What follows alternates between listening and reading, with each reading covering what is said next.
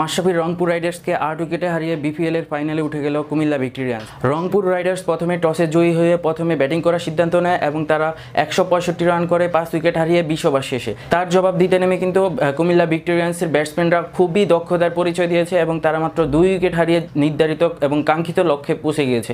এই রংপুর রাইডার্সের বিপক্ষে কিন্তু গ্রুপ স্টেজে এই কুমিল্লা ভিক্টোরিয়ান্সের ভরাডুবি হয়েছিল। সেখানে কিন্তু কুমিল্লা ভিক্টোরিয়ান্স ১০০ রানের নিচেই কিন্তু দুটি ম্যাচে আউট হয়েছিল এবং দুটি ম্যাচেই কিন্তু কুমিল্লা ভিক্টোরিয়ান্সকে হারিয়ে রংপুর রাইডার্স কিন্তু জিতেছিল। সো বন্ধুরা, সেই হারের কিন্তু মধুর প্রতিশোধ নিল কুমিল্লা ভিক্টোরিয়ান্স এবং তামিম এবং ইমরুল কায়েসের দল। সবার আগে তারা কিন্তু ফাইনালে পৌঁছে গেল। তো শুক্রবারের ফাইনালে তাদের প্রতিপক্ষ কে হবে সেটির দিকে তাকিয়ে রয়েছে সবাই এবং সেই ম্যাচটি হবে কোয়ালিফায়ার 2 রংপুর রাইডার্স এবং ঢাকা ডায়নামার্সের মধ্যকার। রংপুর রাইডার্স এবং ঢাকা ডায়নামার্সের মধ্যকার যে খেলাটি অনুষ্ঠিত হবে সেখানে যারা জয়লাভ করবে তারা কিন্তু কুমিল্লার বিপক্ষে এবং কুমিল্লার প্রতিদ্বন্দ্বী হবে ফাইনালে। সো বন্ধুরা, আজকে এলিমিনেটরে চিটাগং ভাইকিংসকে আসলে ঢাকা ডায়নামাইটস হারিয়ে তারা কিন্তু দ্বিতীয় কোয়ালিফায়ারে জায়গা করে নিল এবং সেই ক্ষেত্রে আজ কিন্তু আরেকটি ম্যাচে সন্ধ্যা ৬টা ৩০ যে ম্যাচটি অনুষ্ঠিত হয়েছে Comilla Victorians versus Rangpur Riders, সেখানে কিন্তু রংপুর রাইডার্সকে হারিয়ে কুমিল্লা ভিক্টোরিয়ান্স যেহেতু জয়লাভ করেছে তারা চলে গিয়েছে সরাসরি ফাইনালে এবং সেই ক্ষেত্রে কুমিল্লা ভিক্টোরিয়ান্স যেহেতু ফাইনালে চলে গিয়েছে সেক্ষেত্রে রংপুর রাইডার্স কিন্তু দ্বিতীয় কোয়ালিফায়ারে ঢাকার প্রতিপক্ষ হিসেবে চূড়ান্ত হয়েছে।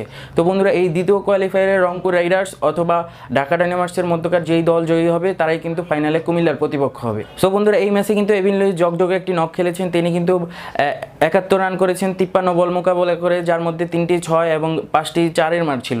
সো বন্ধুরা, তার ব্যাটে ভর করেই কিন্তু কুমিল্লা ভিক্টোরিয়ান্সের এই ফাইনাল যাত্রায়। এদিকে ঢাকা ডায়নামাইটস এলিমিনেটরে চিটাগং ভাইকিংসকে আসলে ৬ উইকেটে হারিয়ে তারা কিন্তু দ্বিতীয় কোয়ালিফায়ারে রংপুরের সাথে প্রতিদ্বন্দ্বী হিসেবে রংপুরকে পেয়েছে।